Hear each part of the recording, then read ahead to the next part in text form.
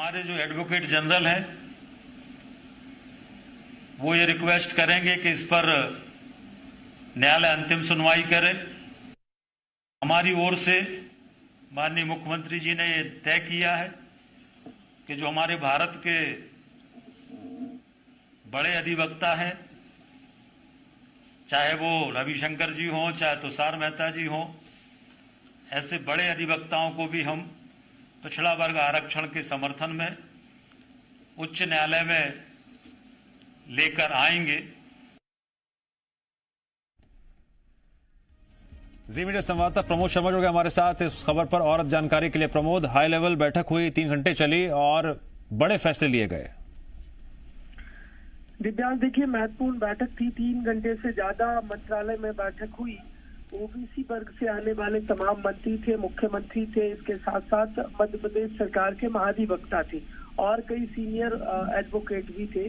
चर्चा हुई है 27% आरक्षण का मामला जो जबलपुर हाईकोर्ट में इस समय चल रहा है और 1 सितंबर को अगली आगामी फाइनल सुनवाई है।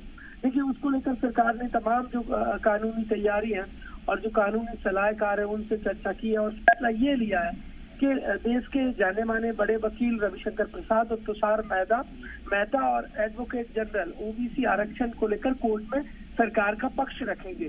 देखिए, विपक्ष लगातार दिव्यांश आरोप लगा रहा है कि एमपी की शिवराज सरकार ने समय से और मजबूत पक्ष नहीं रखा, इसलिए जो 27% आरक्षण ओबीसी को मिलना चाहिए वो फिलहाल 14% है और 27% आरक्षण पर जबलपुर हाईकोर्ट ने रोक लगाई। उसकी बड़ी वजह यह है कि एमपी की शिवराज सरकार ने जो जवाब है वो ठीक से नहीं दिया। विपक्ष लगातार हमलावर है और ऐसे में देखिए सरकार ने मजबूत रणनीति बनाई है। 1 सितंबर को फाइनल सुनवाई होनी है जबलपुर हाईकोर्ट में, उसको लेकर ये रणनीति बनी है कि देश के जाने। ठीक है प्रमोद, विपक्ष अगर हमलावर है तो शिवराज सरकार भी रणनीति बनाने में जुटी हुई है। किस तरह से हाईकोर्ट में मजबूती के साथ पक्ष रखा जाए, जानकारी के लिए प्रमोद आपका शुक्रिया।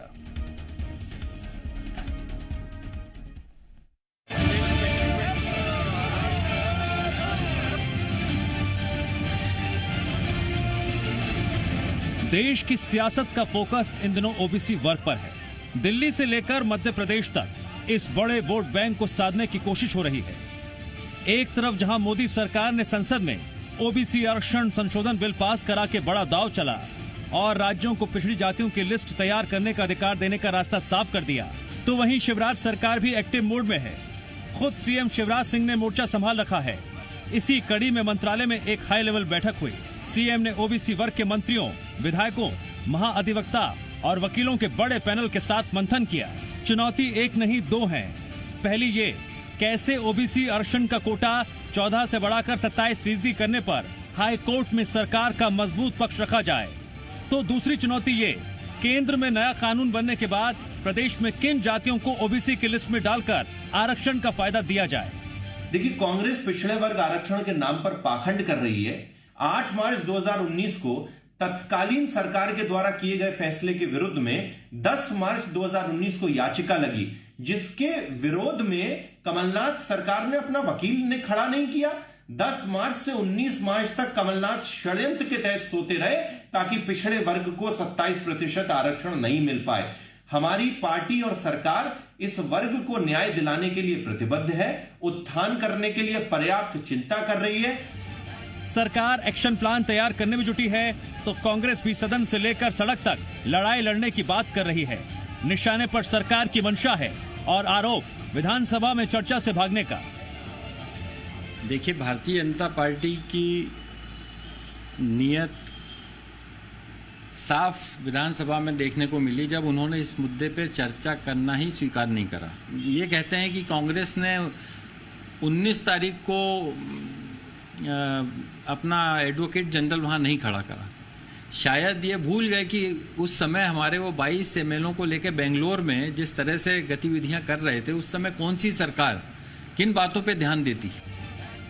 प्रदेश में ओबीसी आबादी के मद्देनजर इस वर्ग को अपने पाले में करना राजनीतिक दलों की मजबूरी भी है और चुनाव में जीत के लिए जरूरी भी।